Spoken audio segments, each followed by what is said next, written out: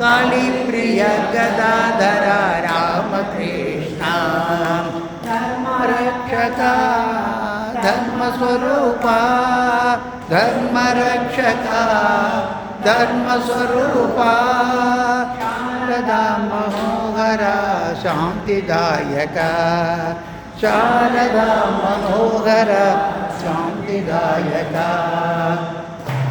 आनंददायक परमहंस आनंददायक परमहंस प्रिय गदाधर रामकृष्ण कालीप्रिय गदाधर रामकृष्ण रक्षका धर्मस्वरूपा धर्मरक्षका धर्मस्वरूपा मनोहर शांतिदायक शारदा मनोहर शांतिदायक आनंददायक परमहंस आनंददायक परमहंस कालीप्रिय गदाधर रामकृष्ण कालीप्रिय गदाधर रामकृष्ण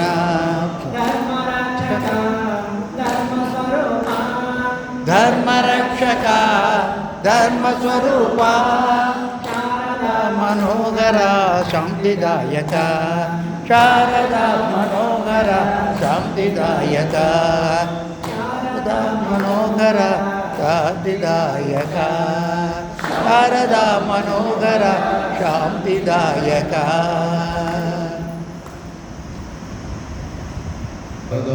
देवी रामकृष्णं जगद्गुरुं पादपद्मे तयो श्रुत्वा प्रणमामि मुहुर्मुहुः नमः श्री अतिराजाय विवेकानन्दसूरये सच्चित्सुखस्वरूपाय स्वामिने आपहारिणे गुरुब्रह्मा गुरुर्विष्णु गुरुर्देवो महेश्वर गुरुः साक्षात् परब्रह्म तस्मै श्री गुरवे नमः।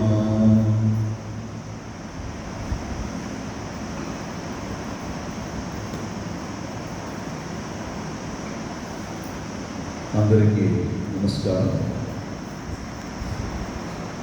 మీరందరికీ ఇప్పుడే ప్రవీణ్ గారు ఇంట్రడ్యూస్ చేసినట్టు కడపలో ఉన్న రామకృష్ణ మఠం దానికి అధ్యక్షుడిగా నేను సేవ చేస్తున్నాను. నాతో పాటు స్వామి సుధాధీశానంద ఆయన కూడా వచ్చారు. ఈరోజు మామిడి మండలంలో మున్పల్లి అక్కడ గ్రామంలో రామకృష్ణ ఒక ధ్యాన మందిరం ఉంది. వార్షికోత్సవం 3వ వార్షికోత్సవం జరుపుతున్నారు. వాళ్ళు సత్సంగం మందిరంలో వచ్చాను. తిరిగి వెళ్తున్నప్పుడు ఇక్కడ అనంతపూర్ సేవా సమితితో ప్రారంభం మీ అందరికీ తెలుసు. ఎన్నో మంది స్వాములు రావడం. అందుకే ఇక్కడ కూడా ఒకసారి మనందరినీ కలిసి వెళదామని మన వే బ్యాక్ వచ్చాను. ముందుగా సత్సంగం, ఎందుకంటే ఇది సత్సంగం భాగం తర్వాత ఈ యువ పరిషత్ గురించి కూడా కొద్దిగా మాట్లాడుతున్న తర్వాత ప్రారంభంలో కొద్దిగా సత్సంగం గురించి చెప్తాను. ఇక్కడ ముగ్గురిని చూస్తున్నారు. శ్రీరామకృష్ణ, శారదామాత, స్వామి వివేకానంద. వీళ్ళు ముగ్గురు వేరువేరుగా వ్యక్తమైనప్పటికీ ఒకే శక్తి యొక్క అభివ్యక్తి, ఒకే మిషన్ పైన వీళ్ళు వచ్చారు. లేకపోతే ఇంకో రకంగా చెప్పాలంటే శ్రీరామకృష్ణ వారు మిగతా ఇద్దరిని తీసుకొచ్చారు. ఒక ప్రత్యేక ప్రయోజనం అదేంటంటే మన సనాతన సంస్కృతిలో ఒక సంప్రదాయం, భగవద్గీతలో శ్రీకృష్ణ చెప్పినట్టు యదా యదా ధర్మస్య గ్లానిర్భవతి భారత, ధర్మగ్లాని అయినప్పుడు ఆ భగవత్ శక్తి అనేది వ్యక్తమవుతుంది. ఎలా ఆ ధర్మాన్ని మళ్ళీ పునఃప్రతిష్టాపన చేయడానికి, పునరుత్థానం చేయడానికి ఆ ఒక శక్తి వస్తుంది. అది ఆ యొక్క కాలం, అప్పుడున్న పరిస్థితి, దాన్ని బట్టి ఆ శక్తి యొక్క అభివ్యక్తి ఉంటుందన్నమాట. శ్రీరామకృష్ణుడు వారు 1836లో ఆయన జన్మించారు. అప్పట్లో మన దేశం బ్రిటిష్ వాడు పాలిస్తున్నారు. ఎవరంటే బ్రిటిషు పాలిస్తూ ఉంటే వాళ్ళ ఒక ఇదేమిటంటే, మీరందరికీ హిస్టరీ ఎవరైతే చదివారో వాళ్ళందరికీ తెలుసు, వ్యాపారాలకు వచ్చిన తర్వాత వాళ్ళు మెల్లమెల్లగా భారతదేశాన్ని ఆక్రమించుకొని ఇక్కడ ఉన్న పాలన కూడా వాళ్ళు మన చేతికి తీసుకున్నారు. అది మన దౌర్బల్యం, అదేదైనా సరే. అయితే ఇక్కడికి వచ్చిన తర్వాత వాళ్ళు కేవలం పాలనలో ఆగలేదు. ఈ యొక్క ధర్మ సంస్కృతి, సనాతన ధర్మ సంస్కృతికి దీనికి దెబ్బ కొట్టాలి. కొడితేనే మనం ఇక్కడ శాశ్వతంగా ఉండగలము, లేకపోతే ఉండలేము, ఇక్కడి నుంచి వెళ్ళిపోవాల్సి వస్తుంది అని వాళ్ళకి ఆ విషయం తెలిసింది. మిగతా ప్లేస్లో వాళ్ళు ఎక్కడెక్కడ వాళ్ళు తమ పాలన చేసుకున్నారు. అప్పట్లో ఒక ఇదేమిటిదంటే, బ్రిటిష్ ఎంపైర్ అంటే సన్ నెవర్ సెట్స్, సూర్యోదయం అవ్వదు. ఎప్పుడైనా ఒక్కొక్క చోట అక్కడ సూర్య ఉండే ఉంటాడు. అంటే మొత్తం ఈ ప్రపంచం మొత్తం ఎక్కడెక్కడైనా మీరు చూస్తే వాళ్ళ ఇది ఉందన్నమాట, ఆధిపత్యం ఉంది. అలా వాళ్ళు తమ దీనికి చూసుకుంటూ ఉంటే, భారతదేశంలో వాళ్ళు ఇక్కడికి వచ్చినప్పుడు వాళ్ళు ఒక విషయం చూశారు. అంత తేలికగా ఈ దేశాన్ని మనం పాలించలేమనే విషయం తెలిసింది వాళ్ళు. దానికి కారణం ఏమిటి? ఇక్కడ ఉన్న ధర్మ సంస్కృతి. అందువలన దీన్ని నాశనం చేయాలి. మొదట్లో వాళ్ళు ఏం చేశారంటే, ఈ మత మార్పిడి చేయడానికి చాలా ప్రయత్నం చేశారు. ధర్మానికి దెబ్బ కొట్టడం ఇవన్నీ ప్రయత్నం చేశారు. అయితే పెద్దగా వాళ్ళకి సక్సెస్ కాలేదు. తర్వాత వాళ్ళు ఏం చేశారంటే, ఒక బ్రిటిష్ అధికారిని ఈ పనికి పెట్టారు. ఆయన స్టడీ వర్క్ చేసిన తర్వాత, మీరందరూ ఆయన పేరు విని ఉంటారు, మెకాలే. ఆయన స్టడీ చేసిన తర్వాత 1935లో బ్రిటిష్ పార్లమెంట్ ఒక బిల్ పెట్టారు. దాంట్లో ఇంట్రొడక్షన్గా దీంట్లో ఆయన మాట్లాడుతూ, ఈ భారతదేశం ఎప్పటిదాకా వీళ్ళ ధర్మ సంస్కృతి భద్రంగా ఉంటుందో అప్పటిదాకా ఏం చేయలేదు. మన ఆధిపత్యాన్ని శాశ్వతంగా స్థాపన చేయాలంటే దాన్ని ముందుగా దెబ్బ కొట్టాలి. అందుకే ఈ ఒక కొత్త విద్యా విధానాన్ని తీసుకొస్తున్నాం, ఇంట్రొడ్యూసింగ్ ఎడ్యుకేషన్ సిస్టమ్. ఈ సంస్థ ప్రకారం ఎవరైతే ఎడ్యుకేటెడ్ అవుతారో వాళ్ళు ఎలా ఉంటారంటే, చూడడానికి భారతీయులుగా కనిపించినప్పటికీ వాళ్ళ ఆలోచనలు, వాళ్ళ ప్రవర్తనలో, వాళ్ళ జీవన విధానంలో ఐరోప్యులాగా ఉంటారు అని ఆ ఒక ఉద్దేశంతో ఆయన 1936లో వాళ్ళు అమలు చేశారు. 35లో ఆయన విద్యా విధానాన్ని ఇది పెడితే, బిల్లు పెడితే 36లో దాన్ని వాళ్ళు అమలు చేశారు. ఆశ్చర్యంగా ఇప్పుడే నేను చెప్పినట్టు ఆ సంవత్సరమే శ్రీరాముడు వారు జన్మించారు. 1836 ఆ సంవత్సరమే శ్రీరాముడు వారు జన్మించారు. అంటే ఈ సనాతన ధర్మం అనేది దాన్ని ప్రతిఘటించడానికి, కౌంటరాక్ట్ చేయడానికి అప్పుడే ఒక శక్తిని ఇక్కడ పంపించిందన్నమాట. ఆయన ఏం చేశారు? అక్కడి నుంచి వచ్చిన వాళ్ళు మనకి ఒక పెద్ద ఇదేమిచ్చారంటే కితాబు, వీళ్ళు విగ్రహారాధకులు, విగ్రహారాధనతో ధర్మానికి ఏం సంబంధం లేదని వాళ్ళు ప్రచారం చేస్తున్నారు. శ్రీరాముడు వారు ఏం చేశారు? ఆయన సాధనలో మొదటి భాగంగా కలకత్తాలో కాళికాలయంలో కాళీ మాతని ఆరాధిస్తూ, విగ్రహ ఆరాధన చేస్తూ చేస్తూ భగవత్ సాక్షాత్కారాన్ని పొంది, వేదాల్లో ఉపనిషత్తులు ఏదైతే వాళ్ళు చెప్పారో అది నిజమో అని దాన్ని నిరూపించారు. తన జీవన, తన అనుభవం నిరూపించి ఆయన ఈ ఒక కౌంటర్ పవర్ రావాలి కదా. అందుకే ఏం చేశారంటే, ఆ రోజుల్లో భారతదేశంలో మనం ఎంత గొప్పగా మహిళల గురించి చెప్పుకున్నప్పటికీ ఆ రోజుల్లో మహిళల్ని ట్రీట్ చేసే ఒక విధానం అంతా బాగలేదు భారతదేశంలో. ఎందుకంటే ఈ మహమ్మదీలు వచ్చారు కదా, వచ్చినప్పుడు వాళ్ళు ఒక మహిళని యొక్క చూసుకునే విధానం ఉంది. ఆ ప్రభావం వలన భారతదేశంలో కూడా మహిళలు బయట రాకూడదు, మహిళలకి ఎన్నో ఇబ్బందులు వాళ్ళు పెట్టారు. అందుకే వాళ్ళ ఆ శక్తిని, స్త్రీ శక్తిని పునర్జాగరణ చేయడానికి ఆయన ఏం చేశారంటే, దాంతోపాటు శారదామాతను తీసుకొచ్చారు. ఏ దృష్టిలో వాళ్ళు తక్కువ కాదు అనే అంశాన్ని తెలపడానికి శారదమాతను తీసుకొచ్చారు. శ్రీరాములు వారు చేసిన మొదటి పని ఏమిటి? ఆయన సాధన చేశారు. సాధన చేసే అనుభవాన్ని పొందారు. పొందిన తర్వాత ఆయన పిచ్చివాడైపోయాడని సాధన చేస్తున్నప్పుడు ఎలాగలో ప్రవర్తించేవారు. మామూలుగా ఏమవుతుంటే ప్రపంచంలో ఆధ్యాత్మిక వ్యక్తులు తర్వాత ప్రాపంచిక వ్యక్తులు వీళ్ళ మధ్య దానికి తేడా ఉంటుంది.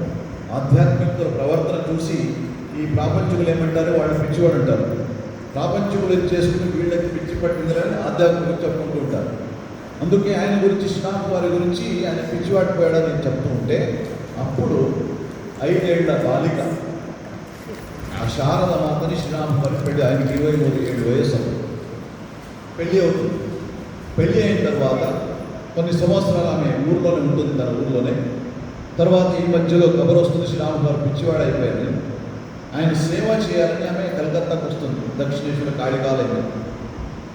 అక్కడికి వచ్చినప్పుడు శ్రీరామకృష్ణ వారు ఏం చేశారంటే ఆమెకి చాయిస్ ఇచ్చారు. అప్పుడు ఈ కుటుంబ జీవనము లేకపోతే ఆధ్యాత్మిక జీవనం ఏది కావాలి? అప్పుడు ఆమె ఏం చెప్తుందంటే, మీ ఆధ్యాత్మిక పథంలో సహాయం చేయడానికి వచ్చాను, అందువలనే ఆధ్యాత్మిక పాలనను తీసుకెళ్ళండి శారదమ్మ తన దీది ఇచ్చిందన్నమాట. అప్పుడు ఆమె మొదటి శిష్యురాలిగా స్వీకరించి శ్రీరాములు వారు ముందుగా ఆధ్యాత్మిక సాధన చేసిన తర్వాత ఆమెని పూజించి తన ధర్మపత్నిని పూజించి ఎక్కడ అమ్మ యొక్క జగదంబ యొక్క పీఠం పైన కూర్చోబెట్టి ఆమెను పూజించి ఆమెలో జగన్మాతని ఆయన జాగ్రత్తపరిచారు. శ్రీరామకృష్ణ జాగ్రత్తపరిచిన తర్వాత ఆయన దగ్గర చాలామంది శిష్యులు వచ్చారు. వాళ్ళలో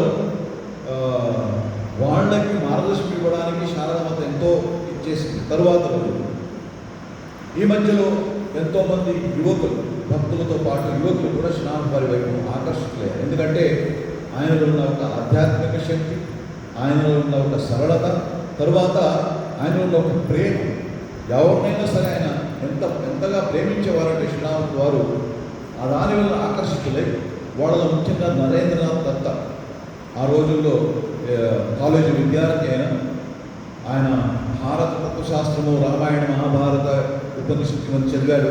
చదివిన తర్వాత పాశ్చాత్య తత్వశాస్త్రం దాన్ని కూడా చదివాడు. చదివిన తర్వాత దేవుడి యొక్క ఉనికి పైనానికి నమ్మకం పోయింది. దేవుడు ఉన్నాడా అంటే ఎక్కడుంటాడు అని ఎవరైతే దేవుడి గురించి మాట్లాడేవారో, ప్రసంగాలు ఇచ్చారో వాళ్ళ దగ్గర వెళ్ళి అడిగేవాడు. గట్టిగా చెప్పడానికి వాళ్ళకు శక్తి లేదు. చివరికి ఆయన కాలేజీలో ప్రొఫెసర్ ఒక ఆయన విలియం హేస్టీ అని ఆయన ఒక ఈ కవిత ఎక్స్ప్లెయిన్ చేస్తూ ఆయన ట్రాన్స్ గురించి చెప్తారు. భావ సమాధి అంటారు దానికి సంస్కృతంలో. ఆ అనుభవాన్ని మీరు ఒకవేళ చూడాలంటే దక్షిణేశ్వరంలో, కలకత్తా దగ్గరే 5 మైళ్ళు దూరం, దక్షిణేశ్వరంలో కాళికార్యంలో శ్రీరామకృష్ణ పరమహంసులు ఉన్నారు. ఆయన వెళ్ళి కలవండి. ఆయన ఈ బ్రిటిష్ ఫాదర్ ఆయన ఎవరైతే స్వామి వివేకానందకి చెప్పారో నరేంద్రనాథ్కి చెప్పారు ఈ విషయం. అందుకే ఆయన కలవడానికి నరేంద్రనాథ్ వచ్చి తరువాత ఆయన అడుగుతారు, నీకు దేవుడిని చూశారా? శ్రీరాములు వారి దానికి చూశాను, కేవలం చూడడమే కాదు, నిన్ను చూస్తాను కదా, దానికంటే స్పష్టంగా దేవుడిని చూస్తాను. అంటే ఆయనకి దేవుడు మానవుడి కన్నా, ఈ శరీరం, ఈ ప్రపంచం దానికన్నా చక్కగా కనిపిస్తుంది అన్నమాట, సత్యం. తరువాత ఆయన ఇంకో విషయం కూడా చెప్పారు, నువ్వు కావాలంటే నువ్వు కూడా దేవుడిని చూడొచ్చు. దానికి మెథడ్, ఆ మెథడ్ ఫాలో అవ్వాలి. శ్రీరాములు వారిని పరిశీలించి నరేంద్రుడు చివరికి శ్రీరాముడు శిష్యుడయ్యాడు. ఆయన మార్గదర్శనంలో సాధన చేస్తూ నిర్వికల్ప సమాధి స్థితిని అనుభవించాడు. ఇప్పుడు శ్రీరాములు వారు ఎందుకు వచ్చారు? ధర్మ పునఃస్థాపన చేయడానికి. దాంట్లో భాగంగా తన ధర్మపత్ని అయిన శారదామాతకి ఆధ్యాత్మిక సాధన గురించి ఇవన్నీ, ఆమె కూడా సాధన చేసింది ఎన్నో సాధనలు. తరువాత మార్గదర్శనం ఎలా చేయాలి ఈ విషయం గురించి అని చెప్పారు. తర్వాత ఇంకొక శిష్యుడు, తర్వాత ఇంకా 16 మంది శిష్యులు ఆయన శ్రీరాములు వారు సన్యాసి శిష్యులు. వాళ్ళకి ఒక ఆధ్యాత్మిక రంగంలో రకరకాల ట్రైనింగ్ ఇచ్చి రకరకాల ఫీల్డ్లో వాళ్ళు ఒక్కొక్క ఫీల్డ్లో వాళ్ళు నిష్ణాతులయ్యారు. శ్రీరాములు వారి మహాసమాధి తర్వాత 1886లో వాళ్ళు రామకృష్ణ మఠం అని స్థాపించుకొని సన్యాస దీక్షను తీసుకుని నరేంద్రుడు స్వామి వివేకానంద అయ్యాడు. శ్రీరామ్ ఫోర్ ఆయనకి ఒక బాధ్యత వహించారు. అదేమిటంటే చాలా ముందే చెప్పారు, నరేంద్ర శిఖాదేవే ఏఖానే బాగిరేవి, ఒక గోడ పైన రాశారు శ్రీరామ్ ఫోర్. నరేంద్రుడు శిక్షణ ఇస్తారు, నేర్పిస్తారు, ఏఖానే బాగిరే, ఈ దేశంలోనూ ఇక్కడ కూడా బయట కూడా. ఏఖానే ఇక్కడ, బాహిరే బయట. తరువాత అది రుజువైంది. ఎలాగంటే శ్రీరామ్ వారు ఇచ్చిన ఒక ఏంటంటే భారతదేశం నిద్రాణ స్థితిలో ఉంది, కానీ ధర్మం నశించిపోలేదు, దీన్ని మేలుకొలపాలి, ఆ ఒక ఇది బాధ్యత ఆయనకి ఇచ్చారు. తర్వాత ఇంకోటి, ఈ యొక్క సనాతన ధర్మాన్ని ప్రపంచం చాటి చెప్పాలి. అందుకే ముందు ఆ మేల్కొల్పోవడానికి స్వామి వివేక 4 సంవత్సరాలు భారతదేశాన్ని తిరిగారు, పరివిరాజక సన్యాసి. అక్కడ ఆయన తిరిగినప్పుడు ఆయన ఒక విషయం తెలిసింది ఏమిటంటే, ధర్మం అనేది రుద్దమైపోలేదు, నిద్రాణ స్థితిలో ఉంది. అయితే దాన్ని మేలుకొల్పాలంటే అప్పుడు ఆయనకి ఏం తెలిసిందంటే, ఆ రోజుల్లో కూడా ఈ రోజుల్లాగా పాశ్చాత్యులు ఏదైనా ఒక సర్టిఫికేట్ ఇస్తే ఇక్కడ దానికి వాల్యూ ఎక్కువ. 4 సంవత్సరాలు తిరిగారు స్వామి వివేకానంద. ఆయన గొప్పతనం గురించి ఎక్కువ మందికి తెలియలేదు. ఏదో కొంతమంది అక్కడ ఇక్కడ వాళ్ళు తెలుసుకున్నారు, కానీ మిగతా వాళ్ళకి స్వామి వివేకానంద వాల్యూ తెలియదు. తర్వాత ఆయన అమెరికాకి వెళ్ళారు. అప్పుడు అమెరికాలో విశ్వమత మహాసభని జరిగింది. అక్కడికి వెళ్ళి స్వామి వివేకానంద ఎన్నో కష్టపడాల్సి వచ్చింది ఆయనకి, అదేంత తేలిక కాదు. అయితే అక్కడ 11 సెప్టెంబర్ 1893 చికాగోలో ఆ విశ్వమత మహాసభలో ఆయన ప్రసంగించిన ఒక ప్రసంగం దీంట్లో నిలిచిపోయింది. అక్కడ దాదాపు 15 రోజుల దీంట్లో 7-8 స్పీచ్ ఇచ్చారు స్వామి వివేకానంద. అవన్నీ కలిపి చికాగో ఉపన్యాసాలను పుస్తకం ఉంది. దాంట్లో సనాతన ధర్మం గురించి, ఈ యొక్క కాంట్రిబ్యూషన్ గురించి, తర్వాత ప్రపంచానికి వేదాంత యొక్క ప్రయోజనం ఏమిటి, ఎందుకు అవసరము అనే అంశం గురించి చాలా విషయాల గురించి స్వామి వివేకానంద చర్చించారు. స్వామి వివేకానంద ఆయన సనాతన ధర్మాన్ని అక్కడ ప్రెజెంట్ చేసిన ఒక దీన్ని చూసి వాళ్ళు అర్థమయ్యేది. అంటే సైంటిఫిక్గా ఆయన ఎక్స్ప్లెయిన్ చేశారు, ర్యాషనల్గా ఎక్స్ప్లెయిన్ చేశారు. ఇది గుడ్డిగా నమ్మడం కాదు. అక్కడ మీరందరికీ తెలుసు ఉన్నది క్రిస్టియానిటీ. అక్కడ ఏంటంటే వాళ్ళ ధర్మంలో పుస్తకంలో ఏం రాసి ఉందో దాన్ని నమ్మాలి, ప్రశ్నించడానికి వీలు లేదు. అయితే వాళ్ళకి ఏం ఆశ్చర్యం అంటే, ఒక ధర్మగురు ఇక్కడికి వచ్చి క్లాస్ తీసుకుని ఎండ్లో ఏం చేసేవారంటే, ఏమైనా ప్రశ్నలు ఉంటే అడగండి, క్వశ్చన్ అండ్ ఆన్సర్. వాళ్ళకి ఆశ్చర్యం, ధర్మగురు ఇలా అడుగుతాడు, ఎందుకంటే ఆయన చెప్పింది నమ్మాలి. తర్వాత వాళ్ళు ఈ యొక్క దీన్ని అర్థం చేసుకుని, దీని వెనకాల ఉన్న ఆ ఒక రేషనాలిటీ, తర్వాత సైంటిఫిక్ దీన్ని అర్థం చేసుకుని వాళ్ళు ప్రశంసిస్తే ఆ ఒక విషయం ఎంతోమంది అమెరికాలో, యూరోప్లో అన్ని చూడటానికి ఇన్విటేషన్ వచ్చింది.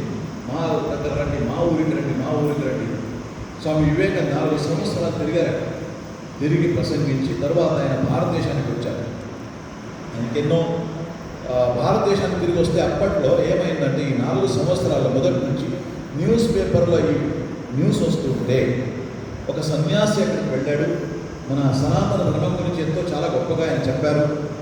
అందువలన ఏమైందంటే, అక్కడ ఉన్న మేధావులు వాళ్ళు ఏం చెప్పారంటే, ఈ భారతదేశానికి మనం ధర్మగురువుని పంపిస్తున్నాము కదా, నిజంగా చెప్పాలంటే భారతదేశంలో ధర్మగురువులు రావాలి. ఎందుకంటే మనం దాన్ని అర్థం చేసుకోలేదు, మన మౌఢ్యం, మూఢతనం అని వాళ్ళు చెప్పారన్నమాట.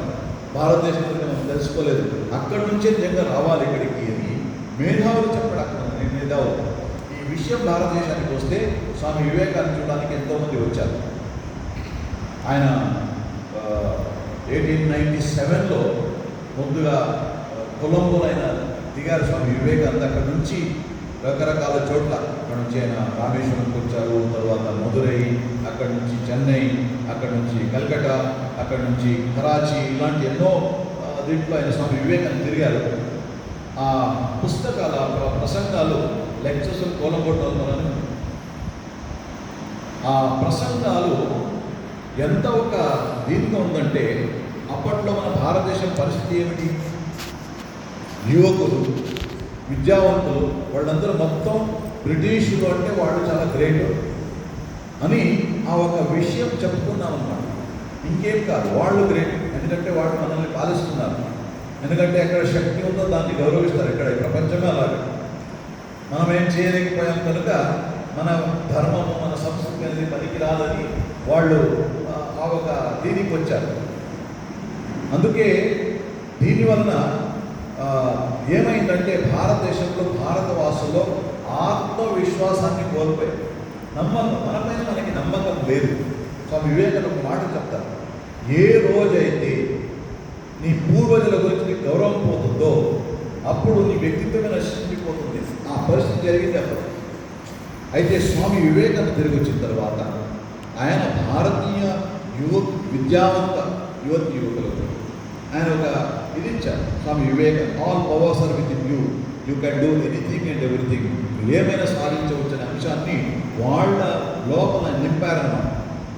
ఎన్నెన్నో ప్రశ్నలు వచ్చాయి, అందరికీ సమాధానం ఇస్తూ స్వామి వివేకానంద ఆయన చేసిన ఈ ప్రసంగాలు ఏమైందంటే పునర్జాగృతి, భారతదేశం నవజాగరణ అని కూడా పిలవచ్చు. ఏ ఇదైతే స్వాతంత్ర సంగ్రామం మనం చూస్తామో, ఫ్రీడమ్ మూమెంట్, అదైతే అప్పుడప్పుడు అక్కడక్కడ ఎవరెవరో చేస్తున్న ఇది స్వామి వివేకానంద ప్రసంగాల తర్వాత ఏమైందంటే దేశవ్యాప్తంగా జరిగిందన్నమాట. ఆ తర్వాత ఒక స్వాతంత్ర సంగ్రామంలో పాల్గొన్న ఆ మహాపురుషులు వాళ్ళందరికీ స్ఫూర్తి ఎవరంటే స్వామి వివేకానంద. నేతాజీ సుభాష్ చంద్రబోస్ ఉండొచ్చు, మహాత్మా గాంధీ ఉండొచ్చు, లోకమాన్య తిలక్ ఉండొచ్చు, ఎవరు చూడండి వాళ్ళ వెనకాల స్ఫూర్తి ఏంటంటే స్వామి వివేకానంద. ఆయన ఏం చేశారు, 1897లో తిరిగి వచ్చినప్పుడు ఆయన ఒక పిలుపునిచ్చారు. ఏమిటంటే వచ్చే 50 ఏళ్ళు మీ యొక్క జాబు, మీ ఉద్యోగం అన్నీ మర్చిపోండి, భారత మాతను సేవించండి. అయితే భారత మాత సేవ ఎలా చేయాలి? నేనేం చెప్పారంటే విద్య విద్య విద్య. ప్రపంచంలో నేను తిరిగి చూసినప్పుడు, ఐరోప్య అమెరికా దేశాలు చూసినప్పుడు వాళ్ళకి మనకి ఉన్న తేడా గురించి ఆలోచిస్తే వాళ్ళకి ఉన్న విద్య మనం లేదు కనుక ఆ విద్యని ఇవ్వాలి. అయితే ఎలాంటి విద్య? ఏదో పుస్తక చదువు మాత్రమే కాకుండా man making, character building, assimilation of ideas.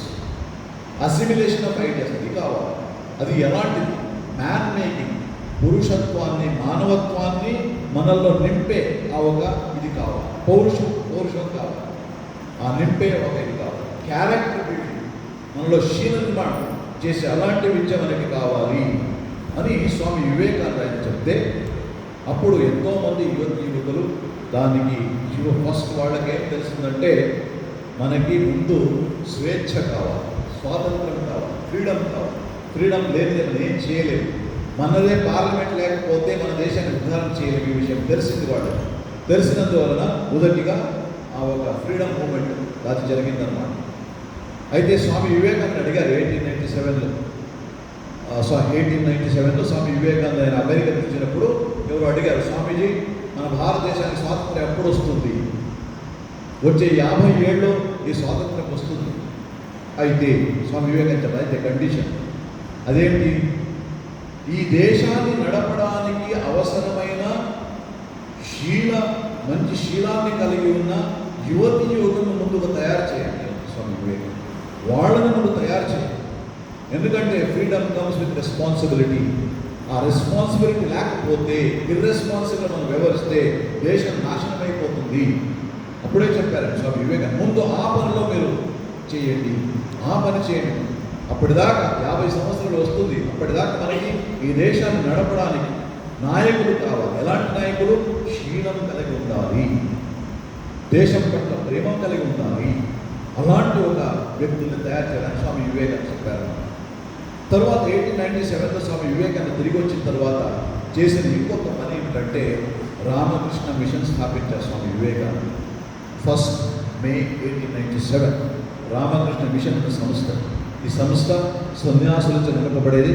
తర్వాత దాంతోపాటు అందరూ మిగతా వాళ్ళందరూ కూడా దీంట్లో పాల్గొనవచ్చు. అయితే నాయకత్వం, దీంట్లో లీడర్షిప్ అయితే సన్యాసం. ఇలాంటి ఒక సంస్థ నేను స్థాపించారు స్వామి వివేకానంద. ఈ రోజుల్లో మీరు చాలా చోట్ల మీరు చూస్తూ ఉంటారు. ఒక నాణ్యత కలిగిన సంస్థ. తర్వాత ఈ దేశం కోసం, ఈ దేశం బాగు కోసం, ఈ దేశం డెవలప్మెంట్ కోసము ఎన్నో రకాల కార్యక్రమాలు చేపట్టి ఇప్పుడు కూడా నడుస్తుంది సంస్థ. అందుకే ఇప్పుడు శ్రీరామకృష్ణ వారు ఆయన వచ్చి ఏం చేశారు? మన సనాతన ధర్మం సత్యం, వేదాలు, ఉపనిషత్తు ఇవి సత్యం అనే అంశాన్ని నిరూపించి దాన్ని ఈ రోజుల్లో మనం ఎలా పాటించాలనే అంశాన్ని చెప్పారు. తర్వాత ఈ యొక్క స్త్రీమూర్తులకు మనము ఆ ఒక గౌరవం ఇవ్వాలి అని శారదామాతను తీసుకొచ్చారు. స్వామి వివేకానంద రామకృష్ణ మిషన్ స్థాపించారు కదా. 1902లో స్వామి వివేకానంద షిరిడిని వదిలిపెట్టారు. 1886లో శ్రీరామకృష్ణ వారు ఆయన కూడా మహాసమాధిస్థులయ్యారు.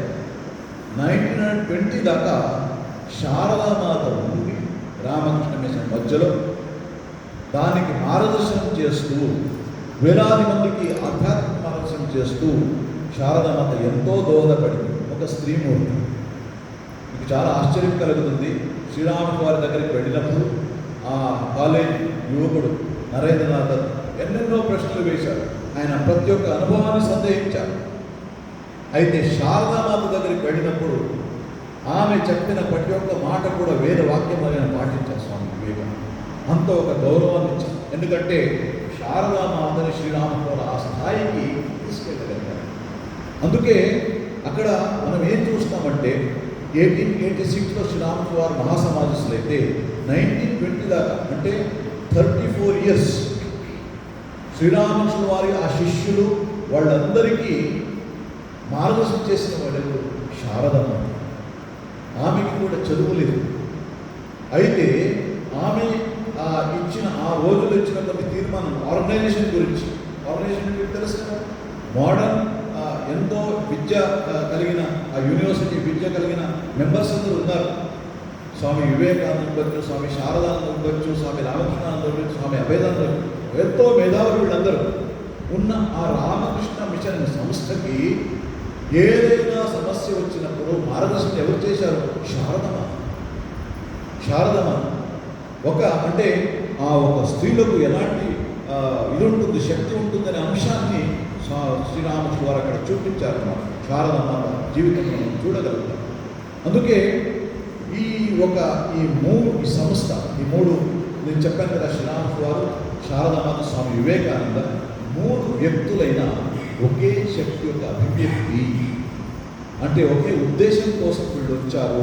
అందుకే వాటి త్రిమూర్తుల్ని మనం ఇప్పుడు వాటిని పూజిస్తూ ఉంటాం.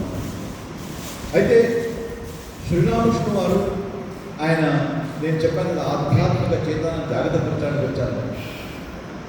ఆయన ఒక ముఖ్యమైన ఇది చేశారు ఆయన జీవితంలో.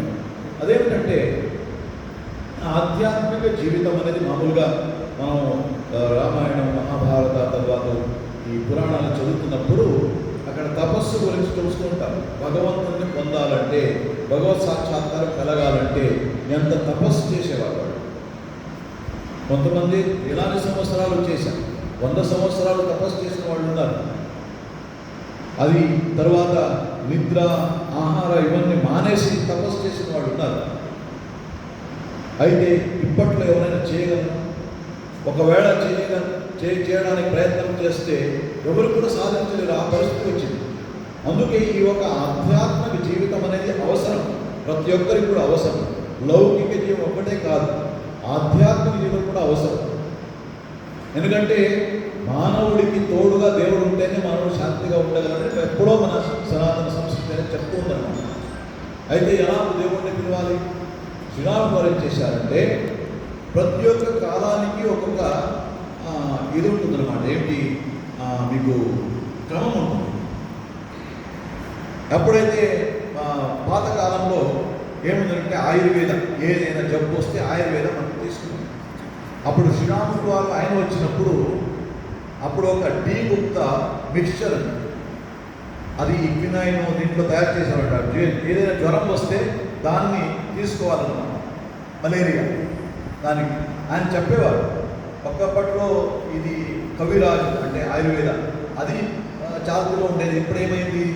ఇప్పుడు టీ గుప్త మిక్స్చర్ కావాల్సి వస్తుంది. సమయం మారిన సమయానికి అనుగుణంగా ప్రతి ఒక్కరు కూడా మారాలి. అలాగే ఆధ్యాత్మిక సాధన కూడా మారాలి అన్నారు శ్రీరాముడు. ఆయన అందుకే ఏం చెప్పాడంటే శ్రీరాములు వారు ఏం చెప్పారంటే ఆయన ఏం చెప్తారంటే, ఒక చేతుల్లో భగవంతుని పాదపద్మాలు పట్టుకో, ఇంకో చేతులు నీ కర్తవ్యాలను చెయ్యి. నీ కర్తవ్యాలను చేస్తూ చేస్తూ సాధన చేస్తూ ముందుకు వెళ్ళాలి.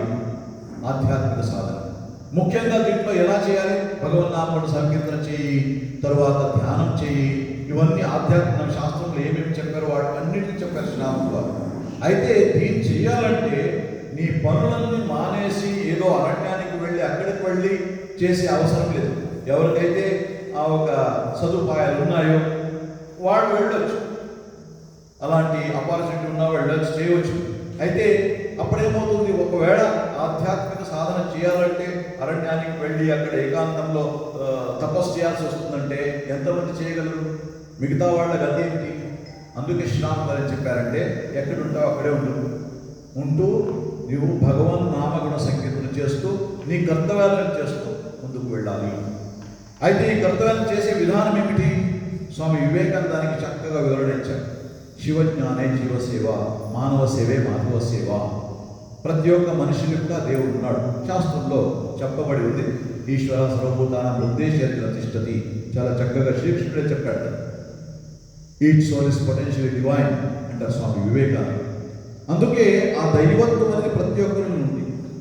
అంటే మనము ఏ పని చేసినా, ఏ ఉద్యోగం చేసినా ఏదో ఒక మానవుడికి దోహదపడతాం, సేవ చేస్తాం కదా. ఏదైనా సరే అంటే ఇప్పుడు మనం అతన్ని మానవుడిగా చూస్తూ చేస్తే ఏమవుతుంది? లౌకిక కర్తవ్యం అవుతుంది. డబ్బు కోసం చేస్తున్నాను. దాన్నే స్వామి వివేకానంద చెప్తారంటే, ఆయనలో కూడా భగవంతుడు ఉంటాడు కనుక మామూలుగా మనం గుడికి వెళ్ళినప్పుడు ఏం చేస్తాము? పూలు పళ్ళు తీసుకెళ్ళి దేవుడి పూజ చేస్తాము. అయితే ఆ మానవుడు అనే దేవాలయంలో ఆయన వచ్చినప్పుడు ఎలా చేస్తాం? ఆయనకి విద్య లేకపోతే విద్యాదానం చేస్తూ, ఆయనకు జబ్బు వస్తే ట్రీట్మెంట్ చేస్తూ, అటు డాక్టర్ దగ్గరికి ఒక పేషెంట్ వచ్చినప్పుడు ఆయన ఎలా చేయాలి? ఆయనకి అక్కడ పూలు పళ్ళు కావు, అవసరం లేదు. ఆయనకి అవసరం ఏమిటి? ఆయనకి ట్రీట్మెంట్ చేయాలి, తర్వాత ట్యాబ్లెట్స్ ఇవ్వాలి, ఆయనకి ఇంజక్షన్ ఇవ్వాలి. తత్వాన ఆయన పూజ చేస్తున్నాడు. అలాగే విద్యార్థి దగ్గర టీచర్ దగ్గర విద్యార్థి వచ్చినప్పుడు ఆయనకి విద్య అందించే ద్వారా ఆ దేవుడి పూజ చేస్తారు. వాళ్ళలో కూడా దేవుడు ఉన్నాడు. ఈ ఒక విషయాన్ని ఆయన చెప్పారు. శ్రీరాములు ఇదే మాట చెప్తారన్నమాట. అందుకే నువ్వు పని చేస్తున్నప్పుడు ఎలా చేయాలంటే, నువ్వు దేవుడి సేవ చేస్తున్నావు, దేవుడి పూజ చేస్తున్నావు, ఈ భావన చెయ్యి. అప్పుడేమవుతుందంటే ఉదయము సాయంత్రము కూర్చుని జపము ధ్యానము సంధ్యావందనం చెయ్యి. దాంతోపాటు నీవు చేసే ఉద్యోగం ఏదైనా సరే, అది బిజినెస్ ఉండొచ్చు, లేకపోతే ఒక లాయర్గా చేసే పని ఉండొచ్చు, ఒక డాక్టర్గా చేసే సేవ ఉండొచ్చు, లేకపోతే టీచర్గా చేసే శిక్షణ ఇది ఉండొచ్చు. ఏదైనా సరే దాన్ని ఏం చేయాలి? శివజ్ఞానే శివసేవ, మానవ సేవే మానవ సేవ, ఈ భావన చేస్తూ అది కూడా సాధనలో ఒక భాగం అవుతుంది. ఆ ధర్మం అనేది ఏదైతే అరణ్యంలో మాత్రం ఉంది అనుకున్నామో దాన్ని ఆయన ఈ ప్రపంచం మధ్యలో తీసుకొచ్చారు శ్రీరాముడు. అందరూ కూడా దీన్ని పాటించవచ్చు. ఎవరైనా సరే ఏ ఉద్యోగం చేస్తున్నా సరే మంచి ఉద్యోగం కావాలి, అన్యాయం చేయకూడదు. న్యాయంగా ఏ ఉద్యోగాలైనా మీరు ఆధారపడి ఈ యొక్క ఆధ్యాత్మిక సాధన చేయగలరు అనే అంశాన్ని నేర్పించాలన్నమాట. అందుకే ఈ రామకృష్ణ మిషన్ ద్వారా ఈ ఒక స్వామి వివేకానంద చెప్తారంటే, రామకృష్ణ మిషన్ ధ్యేయంలో ఒకటి ఏమిటంటే, వేదాల్లో ఉపనిషత్తులో శాస్త్రాల్లో ఉన్న ఆధ్యాత్మిక సత్యాలు, ఆ తత్వం, దాన్ని శ్రీరామకృష్ణ వారి జీవన సందేశం ద్వారా ప్రజానికి అందించారు. శ్రీరాముడు వారి జీవన సందేశం ద్వారా. ఎందుకు శ్రీరాముడు వారి జీవన సందేశం ద్వారా? నేరుగా వాటిని అధ్యయనం చేస్తే అర్థం చేసుకోవడం చాలా కష్టం. అయితే మీరు ముందుగా శ్రీరాముడు వారి కథాబంధం చదివి తర్వాత ఉపనిషత్తు చదివితే మీకు అప్పుడు తెలుస్తుంది. భగవద్గీత చదివితే ఇంకా చక్కగా అర్థమవుతుంది. ఎందుకంటే సామాన్య ఎగ్జాంపుల్తో, ఉదాహరణలతో, సామాన్య భాషలో శ్రీరాముడు వారు ఆ ఆధ్యాత్మిక సత్యాన్ని ఆయన చెప్పారు, ఆయన ఇచ్చారు కదా. అందుకే ఆయన శ్రీరాముడు వారి జీవన సందేశం ద్వారా దాన్ని అందరికీ అందించడం ఈ రామకృష్ణ ధ్యేయంలో ఒకటి. తర్వాత సేవ ఎలా రకంగా 3 రకాలు. ఒకటి శారీరకంగా, దైహికంగా, తర్వాత మానసికంగా, తర్వాత ఆధ్యాత్మికంగా. దైహికంగా అంటే హాస్పిటల్లో ఇలాంటివన్నీ ఉన్నాయి. రూరల్ డెవలప్మెంట్ వరకు, తర్వాత ఎప్పుడైనా ఈ క్షామం ఇలాంటివి వస్తే అక్కడ సేవ చేయడం, ఇవన్నీ చేస్తుంది. తర్వాత మానసికంగా అంటే స్కూలు, కాలేజు, వాల్యూ ఎడ్యుకేషన్ ఇలాంటివన్నీ ఎన్నో కార్యక్రమాలు రామకృష్ణ మిషన్ నడుస్తుంది. ఆధ్యాత్మికంగా అంటే ఇలాంటి సత్సంగాలు, తర్వాత భజన, సంకీర్తన, దాంతోపాటు ఎలా సాధన చేయాలి ఇలాంటి అంశాలు ఎవరైతే చేసిన సాధన చేయాలని వాళ్ళకి ప్రత్యేక మార్గదర్శనము ఇవన్నీ చేస్తూ రామకృష్ణ మిషన్ ఈ ఉందన్నమాట. ఈ క్షేత్రంలో దాదాపు 130 సంవత్సరాల నుంచి ఇప్పుడు చేసుకుంటూ వస్తుంది రామకృష్ణ మిషన్.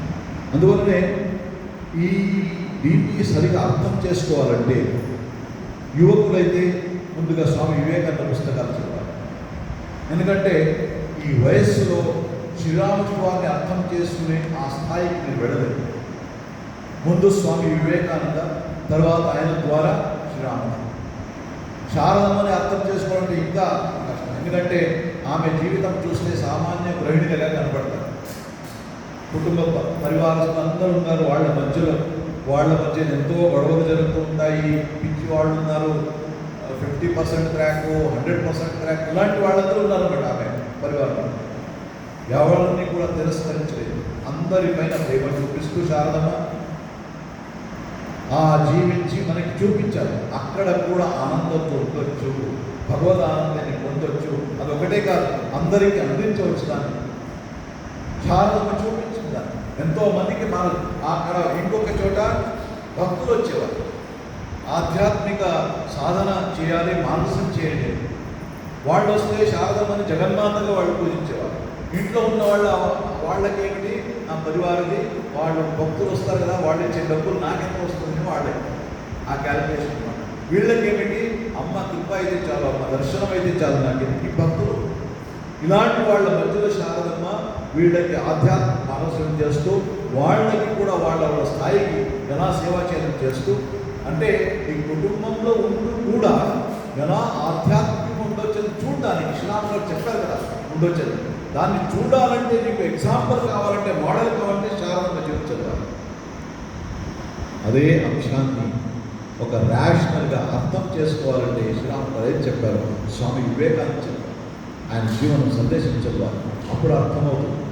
ఎందుకంటే స్వామి వివేకానంద చెప్తారు, ఆయన దగ్గరికి ఒక ఆయన వచ్చి భగవద్గీత చదవాలండి అన్నారు. సన్నగా ఉన్నారు, చూస్తేనే తెలుస్తుంది, శక్తి లేదు. తర్వాత స్వామి వివేకానంద చెప్పారు, చూడయ్యా ఒక పని చేయి, ముందు వెళ్ళి కొన్ని రోజులు ఫుట్బాల్ ఆడు. బాగా ఫుట్బాల్ ఆడిన తర్వాత నీ నరాలు, కండరాలు, శరీరం కొద్దిగా బలోపేతం అవుతుంది. అప్పుడు నువ్వు భగవద్గీత చదువు. నేనంత బలహీనుడికి భగవద్గీత కాదు. భగవద్గీత చదవాలంటే బలవంతులు కావాలి. ఆ శక్తి ఉన్నప్పుడే దాన్ని అర్థం చేసుకోలేవు, లేకపోతే చేసుకోలేవని స్వామి వివేకానంద చెప్తారు. ఎందుకు చెప్తున్నానంటే, మామూలుగా చాలామంది ఏం అనుకుంటారంటే సన్యాసులు కదా, పనికిరాని వాళ్ళు ఏం ఎక్కడ కూడా ఏం పని చేయలేరు, అందుకే సన్యాసులు వేయాలనుకుంటారు. అయితే దీనికన్నా కష్టంగా ఉన్న మార్గం ఇంకేం లేదు. శురస్య ధార ఉపనిషత్తు చెప్తుంది. కత్తి ఉంది కదా, కత్తి పైన నడిచినట్టు ఉంటుంది ఇది ఈ ఒక జీవితం అనేది, అంత తేలిక కాదు. అందుకే ఈ అంశాన్ని మనం స్వామి వివేకానంద జీవనం చదివితే తెలుస్తుంది. ఆయనేమో ఇక్కడ చికాగోకి వెళ్ళి అక్కడ భాగం చేశారట. ఎంతోమంది సిస్టర్స్ అండ్ బ్రదర్స్ ఉన్నారు స్వామి వివేకానంద, అందుకే అందరూ చప్పట్లు కొట్టారంట. అయితే అక్కడికి వెళ్లే ముందు 30 సంవత్సరాలు స్వామి వివేకానంద జీవనం చదవండి, ఎలా ఆయన తయారయ్యారు, ఎలాంటి కష్టాలను అనుభవించారు. 4 సంవత్సరాలు భారతదేశం తిరిగారండి. ఒక పైసా లేదు పాకెట్ లైన్కి. తర్వాత ఎవరిని కూడా డబ్బులు తీసుకునే వాళ్ళు కాదు. తీసుకోకుండా ఎన్నో ఎక్కువ నడిచి అక్కడక్కడ ఏదో ట్రైన్లో వెళ్ళడం చేసి మొత్తం భారతదేశం తిరిగారు స్వామి వివేకానంద. పండితులు, పామరులు, రాజమహారాజులు, తర్వాత ఈ యొక్క రైతు గుడిసే ఎక్కడెక్కడ నివసించారు వాళ్ళతో ఆయన ఎదిగారు స్వామి వివేకానంద. భారతదేశాన్ని తెలుసుకున్న తర్వాత మేలుకొల్పాలు ఎలా అనే వచ్చేది ఆయన కనుగొన్నారు స్వామి వివేకానంద. అందుకే ఆయన జీవితం చదివితే జీవనం మీద తేలిక కాదు. స్వామి వివేకానంద చెప్పారు, strength is life, weakness is death. శక్తి కాదు. ఈ ప్రపంచం ఎవరైతే శక్తి ఉందో వాళ్ళని గుర్తిస్తుంది. మీరందరికీ తెలుసు ఇప్పుడు మన దేశం ఉన్న పరిస్థితి ఎలా ఉంది అని తెలుస్తుంది మీరందరికీ. ప్రపంచం గౌరవించాలి, ఆ శక్తి ఉండాలి. అది లేకపోతే అందరినీ వేడుకుంటుంటే ఎవరు గుర్తించలేదు. ఆ శక్తిని ముందు అలవరుచుకో. స్వామి వివేకానంద చెప్తారు, be strong first, then will understand Upanishad, Bhagavad Gita and other shastras. Swami Vivekananda జీవనాన్ని నిజంగా గడపగలుగుతావు. అలాంటి యువకులు తర్వాత ఏమవుతుందంటే అప్పుడు శ్రీరామకృష్ణ వారు చేసిన సాధనకి అర్థమవుతుంది. ఆ తరువాత శారదామాత జీవనం అర్థమవుతుంది. నాకు తెలిసిన ఒక స్వామీజీ, చాలా సీనియర్ స్వామీజీ, ఆయన చూసినప్పుడే చాలా సీనియర్ స్వామీజీ. ఆయన ఏం చేశారంటే రామకృష్ణ మిషన్ జాయిన్ అవ్వాలని వచ్చారు. ఆయన రైల్వేలో ఇంజనీర్గా పనిచేసేవారు. అక్కడ నుంచి స్వామి వివేకానంద కంప్లీట్ కోర్స్ చదివిన తర్వాత చేతుల్లో కంప్లీట్ కోర్స్ పట్టుకుని ఆయన రామకృష్ణ మిషన్ జాయిన్ అయ్యారు. ఆ ఒక ఇన్స్పిరేషన్. ఆయన చెప్తారు ఏంటంటే కొన్ని సంవత్సరాలు ఇంకా స్వామి వివేకానంద చదివారు, అధ్యయనం చేశారు. చేసిన తర్వాత ఉపనిషత్తు, భగవద్గీత చేశారు. చేసిన తర్వాత శ్రీరాముడు వారిని అర్థం చేసుకోవాలని ప్రయత్నం చేస్తే అటువైపు వెళ్ళారు. శ్రీరాముడు అప్పట్లో ఆయన ఏం చేశారంటే వచ్చిన వెంటనే రామకృష్ణ మఠం ఏం చెప్తామంటే శ్రీరాముడు, శారదామాత, స్వామి వివేకానంద జీవనం, సందేశం అన్ని చదవండి అంటారు. అయితే కొన్ని సంవత్సరాలు స్వామి వివేకానంద చదివిన తర్వాత ఆయనకి అప్పుడు శ్రీరాముడు ద్వారా అర్థమయ్యారు. అప్పటిదాకా అంత పెద్దగా అర్థం అవ్వలేదు. ఆయన పెద్ద శ్రీరాముడు స్వామి వివేకానంద గురువు అయిన తర్వాత ఇవన్నీ ఆయన తెలుసు. ఆయన పేరులోనే రామకృష్ణ మిషన్ శ్రీరామ్ వారి పేరు. అయితే నిజంగా అర్థం అవ్వాలంటే తరువాత అర్థమైంది. తరువాత ఆయన జీవనంలో చివరి కొన్ని సంవత్సరాలు ఆయన చెప్పారేంటంటే ఇప్పుడు నాకు శారద మాత అనే కృప ఏమో నాకు ఇప్పుడు అర్థమవుతుంది. శారద మాత అంటే ఏమిటి, ఎవరు అని నాకు ఇప్పుడు అర్థమవుతుంది. అందుకే దీన్ని చేయాలంటే ముఖ్యంగా ఈ రోజుల్లో చాలా కష్టం. చాలా కష్టమైనట్టు వాళ్ళ జీవన సందేశం అధ్యయనం చేయాలి. మనకి ఇప్పుడున్న మనస్సుకి దానికి చేయడం చాలా కష్టం. ఎందుకంటే మొబైల్ చేతిలో పట్టుకుని ఉంటాం ఎప్పుడు. ఈ మొబైల్ పెట్టుకుంటే ఏమవుతుందంటే తప్పేమి కాదు, దానికి కొన్ని ప్రయోజనాలు ఉంటాయి, దాన్ని వాడుకోవచ్చు. అయితే దానికి ఒక స్వభావం, ఏ విషయం పైనైనా ఒక కాసేపు మనం ఫోకస్ చేయలేము. మన మనస్సుని ఎలా చంచలం చేస్తుందంటే మొబైల్ రోజు వాడుతూ ఉంటే మీరు తర్వాత ఏమవుతుంది, ఏదైనా చదవాలనుకోండి, సీరియస్గా చదవాలనుకోండి, ఒక 10 minutes 15 minutes చదివిన తర్వాత మనసు చెప్తుంది లేరా వెళ్ళిపోతున్నాం, ఏంటి మనస్సు వినడం లేదు, ఆ స్థితి వస్తున్నమాట. అయితే వీళ్ళని అధ్యయనం చేయాలంటే కొద్దిగా క్రమశిక్షణ కావాలి, ఏకాగ్రత కావాలి, తర్వాత ఒక మోటివేషన్ కావాలి, లోపల నుంచి తెలుసుకోవాలని తపన ఉండాలి. ఆ తపనతో చేస్తే ఖచ్చితంగా ఎవరెవరు చేశారండి. స్వామి వివేకానంద పుస్తకం ఒకటి చదివి జీవితంలో మార్పు వచ్చిన వాళ్ళు ఎంతోమంది, మొత్తం జీవనం మారిపోయిందన్నమాట. ఎంతోమంది ఉన్నారు ఈ ప్రపంచంలో. అన్నా హజారే గురించి కొంతమంది మీరు ఉంటే ఉంటారు. ఎవరైతే ఈ భారతదేశంలో సమాజ సేవ చేస్తారో వాళ్ళందరికీ తెలుసు. ఆయన కూడా ఈ యుద్ధంలో, భారత్ పాకిస్తాన్ యుద్ధంలో ఆయన పాల్గొన్నారు. అయితే కొన్ని ఘటనల వల్ల ఆయనకి ఆర్మీ వదలాల్సి వచ్చింది. అప్పుడు డిప్రెషన్ ఉన్నారు, ఆత్మహత్య చేసుకోవాలనుకున్నారు. ఆ సందర్భంలో స్వామి వివేకానంద పుస్తకం దొరికితే ఆయన చదివిన తర్వాత దాంట్లో ఏముంది, అప్పటిదాకా తన గురించి ఆలోచించాడు ఆయన. అలాంటి ఏం చదివాడు ఆయన ఏం చెప్తారంటే they alone live for others, the rest are more dead than alive. ఎవరైతే ఇతరుల కోసం జీవిస్తారో వాళ్ళే నిజంగా జీవిస్తున్నారు, మిగతా వాళ్ళందరూ జీవచ్ఛవాలు అని స్వామి వివేకానంద చెప్తారన్నమాట. Strength is life, weakness is death.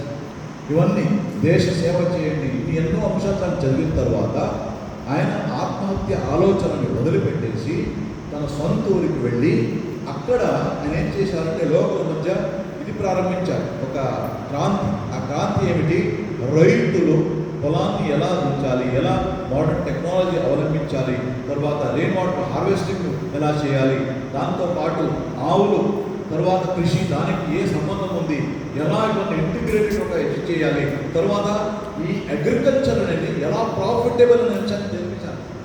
దాదాపు 30 సంవత్సరాలు కృషి చేశారు దానికోసం. ఆయన చుట్టుపక్కల ఒక 3 డిస్ట్రిక్ట్లు.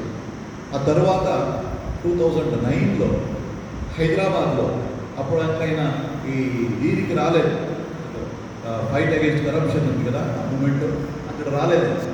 హైదరాబాద్కి ఒక కార్యక్రమం వచ్చారు, ఉస్మానియా మెడికల్ కాలేజ్. ఈ ముస్లిం ఇది మేనేజ్మెంట్.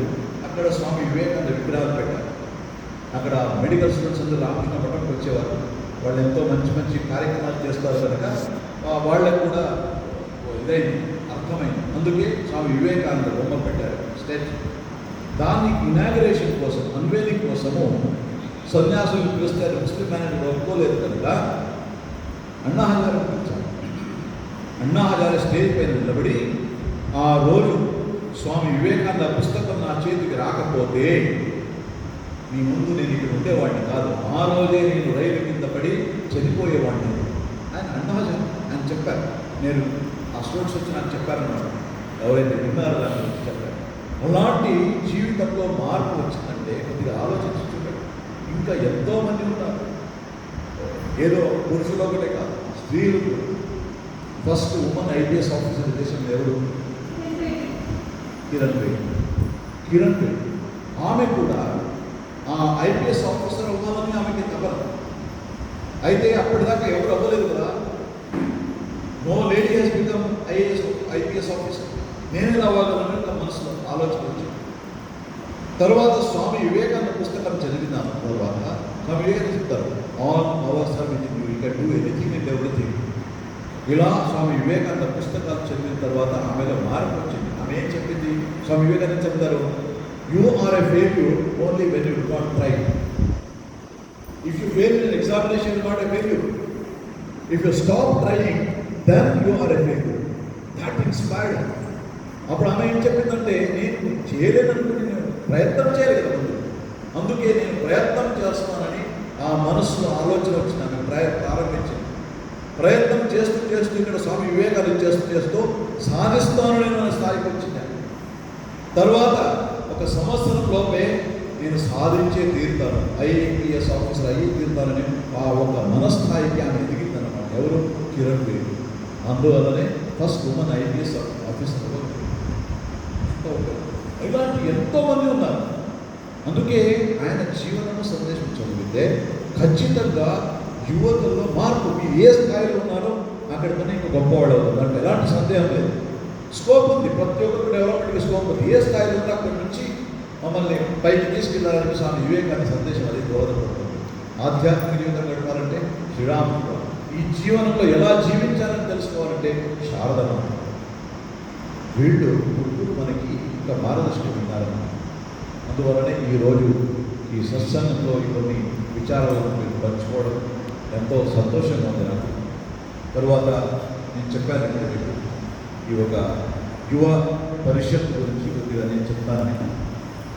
రామకృష్ణ మఠం ద్వారా ఈ యొక్క రామకృష్ణ వివేకానంద భావ ప్రచార పరిషత్ అనే సంస్థ, అంటే కేవలం ఒక సంస్థ కాదు, ఎంతో ఉన్నాయి భావ ప్రచార పరిషత్తు. రాయలసీమలో ఇక్కడ అనంతపురంలో కూడా ఉంది. రాయలసీమలో 30 ఆశ్రమాలు ఉన్నాయి భావ ప్రచార పరిషత్తు. ఇవి ఇక్కడ ఈ క్షేత్రంలో ఈ సమితిలు వాళ్ళు ఆ స్థాయిలో వాళ్ళు కార్యం చేస్తున్నారు అన్నమాట. ఇప్పుడు రామకృష్ణ మఠం చూసింది ఏంటంటే, ఈ సేవా సమితిలో సేవ చేస్తున్నప్పటికీ యువతలు ఎక్కువ రావడం లేదు. అంటే యువతల పైన ఎక్కువ ప్రభావం చూపించడానికి ఇప్పటిదాకా అవ్వలేదు. అందుకే ఈ ఒక రామకృష్ణ సేవా సమితికి అనుబంధంగా ఇంకొక ఇది ప్రారంభించాలని డిసైడ్ చేశారు. అదేంటంటే ప్రతి ఒక్క సమితిలో ఒక యువ విభాగం ఎలా భక్తుల సేవా సమితి ఉంటుందో దానికి తోడుగా, దానికి అండగా నిలబడడానికి యువ విభాగం అని దాన్ని ప్రారంభించాలి. ఈ యువ విభాగానికి కొన్ని కండిషన్స్ పెట్టారు దాన్ని ప్రారంభించాలంటే. ముందుగా ఈ యువ విభాగము ప్రతి ఒక్క సమితి కింద అది ఉంటుంది. సబ్ కమిటీ అని చెప్పచ్చు. రిజిస్ట్రేషన్ సపరేట్గా ఉండదు. అది రామకృష్ణ సేవా సమితి రిజిస్టర్ అయితే ఇది కూడా రిజిస్టర్ అయినది. తర్వాత ఇది ఎలా ఉంటుందంటే, స్ట్రక్చర్ ఎలా ఉంటుందంటే, ఈ సమితి అధ్యక్షుడు, దీనికి అధ్యక్షుడు, సమితి సెక్రటరీ, ఈ యువ విభాగానికి సెక్రటరీ. తరువాత మిగతా వాళ్ళందరూ యువకులు ఉంటారు, మెంబర్స్. దాంట్లో ఒక్కరైనా కోఆర్డినేటర్ని కనీసం కోఆర్డినేటర్ని సమితి ఒక ముఖ్య మండలిలో మెంబర్గా తీసుకోవాలి. తరువాత ఈ యొక్క కోఆర్డినేటర్ ఏంటంటే సమితికి తరువాత ఈ ఓ విభాగానికి మధ్యలో కోఆర్డినేటర్గా ఉంటారు. అంటే సమితి అండర్లోనే ఇది సేవలు చేస్తూ ఉంటుంది. తరువాత దీనికి కనీసం ఒక 5 మెంబర్స్ ఉంటారు. ఈ సమితి యొక్క యువ విభాగం దాని యొక్క ఇదే కార్యప్రణాళిక ఏమిటంటే యువతల్లో స్వామి వివేకానంద సందేశాన్ని తీసుకెళ్ళడం. అంటే స్వామి వివేకానంద తెలపడానికి రకరకాల ఏ సౌకర్యం ఉందో ఆ సౌకర్యం మీద మీకు ఉన్న కార్యక్రమాన్ని చేపట్టడం, తద్వారా యువకులకు స్వామి వివేకానంద తెలపడం. అంతకుముందు వాళ్ళే సభ్యులు స్వామి వివేకానందని చదివి అర్థం చేసుకోవాలి. కనీసం స్వామి వివేకానంద జీవనము ఆయన కొన్ని సందేశాలను దాన్ని అర్థం చేసుకునే ప్రయత్నం చేయాలి, అలవర్చుకుని దాన్ని మిగతా వాళ్ళకి కూడా ఇవ్వడానికి. తరువాత సమితిలో ఏదైనా కార్యక్రమాలు జరిగినప్పుడు ఈ విభాగం వాళ్ళు అక్కడ మెంబర్స్ తర్వాత మిగతా వాలంటీర్స్ వాళ్ళకి వచ్చి అండగా నిలబడి సమితి కార్యక్రమం చక్కగా అది నడిచేట్టు కొనసాగించేటట్టు దాన్ని చూసుకోవాలి. అది కూడా ఈ విభాగం యొక్క బాధ్యత అన్నమాట. వాళ్ళు కూడా అంటే అక్కడ ఉన్న సౌకర్యం బట్టి, వాళ్ళకి ఉన్న కాంటాక్ట్స్ బట్టి, వాళ్ళ స్తోమతం బట్టి ఎలాంటి కార్యక్రమాలను చేసుకోవచ్చు, మీటింగ్ చేసుకోవాలి. సంవత్సరానికి 3-4 అయినా ఒక మీటింగ్ చేసుకుని అక్కడ ఏం కార్యక్రమం చేయాలని తీర్మానం చేసి తర్వాత దాన్ని ఒక సిస్టమ్ ఉంటుంది. ఆ మీటింగ్ చేస్తున్నప్పుడు ప్రెసిడెంట్, సెక్రటరీ కూడా ఉంటారు, కోఆర్డినేటర్ ఉంటారు, మిగతా మెంబర్స్ అందరూ ఉంటారు. చేసుకుని ఏం చేయాలని డిసైడ్ చేసుకుని సమితి తరువాత ఈ యువ విభాగం 2 కలిసి ముందుకు వెళ్తారు. ఇద్దరికీ కూడా కోఆర్డినేట్గా ఉంటుంది. ఎందుకంటే యువ విభాగము దానికి మార్గదర్శిగా సమితి ఉంటుంది. తరువాత వీళ్ళకి ఉన్న ప్రతి ఒక్క కార్యక్రమంలో అండగా యువ విభాగం ఉంటుంది. ఇది ఆ ప్రణాళిక అనమాట. అది స్ట్రక్చరు ఎలా ఉంటుందని అంశాన్ని నేను ప్రవీణికి నేను పంపించాలని. దానికి కూడా ఒక కాన్స్టిట్యూషన్ కూడా ఉందన్నమాట. ఎలా ఉండాలి కాన్స్టిట్యూషన్ కూడా ఉంది. అవన్నీ చేసుకుని ఒక విభాగం అంటే కనీసం 7-8 మంది సదస్సులు, తర్వాత వాటిలో ఒక కోఆర్డినేటర్, ప్రెసిడెంట్, సెక్రటరీ ఎలాగో ఆల్రెడీ ఉన్నారు కొన్ని సమితి దాన్ని ఆ పేరు అవన్నీ చేస్తే కావాలంటే ఒకసారి మీరు ఈ కోర్ కమిటీ మీటింగ్ చేస్తున్నప్పుడు నేను ఒకసారి వస్తాను, వచ్చి ఇది ఏమేమి చేయవచ్చు అనే విషయాలు కూడా చర్చించుకోవచ్చు.